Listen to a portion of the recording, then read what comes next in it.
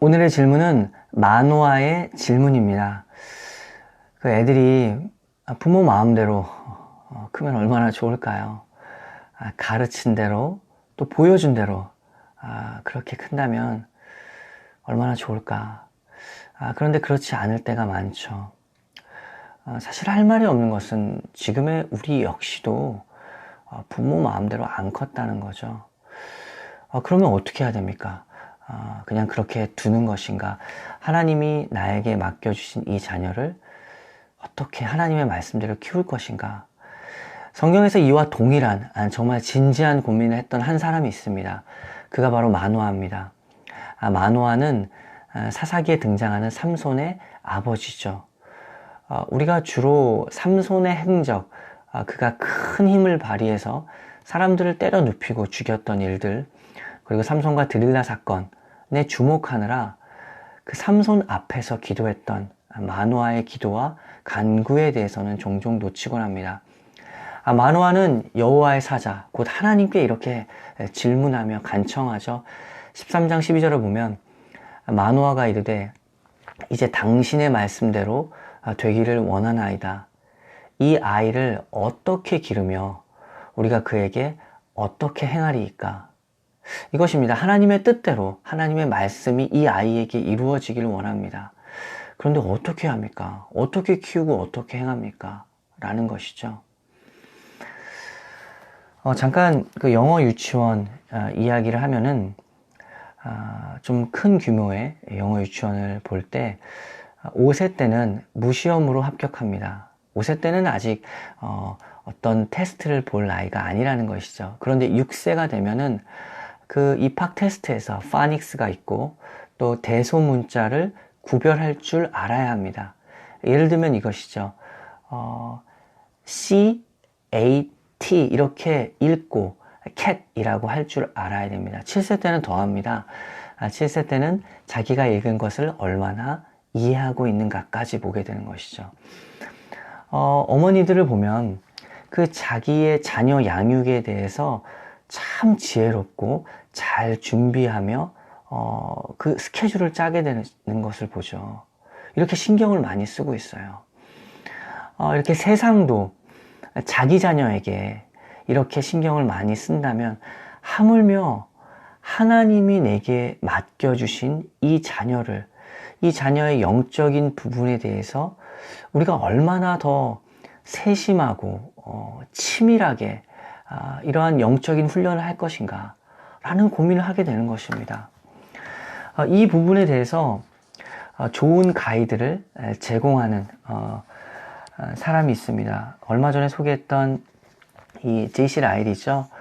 그 부모의 의무를 보면 17번 자녀 양육을 위한 17가지 지침 중에 마지막 지침이죠. 17번을 보면 이렇게 나와 있습니다. 바른 자녀 양육을 위한 노력에 하나님께서 복 주시기를 쉬지 말고 기도하십시오.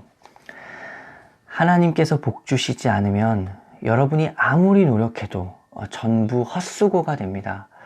모든 인생의 마음은 하나님의 손안에 있습니다. 하나님께서 성령을 통해 여러분 자녀의 마음을 감화하지 않으시면 여러분이 아무리 애를 써도 어떤 결실도 얻지 못할 것입니다. 그러므로 여러분이 뿌린 훈련이라는 씨앗에 기도라는 물 주기를 쉬지 마십시오. 우리가 구한 복보다 훨씬 더 큰 복을 주시려고 예비하셨습니다.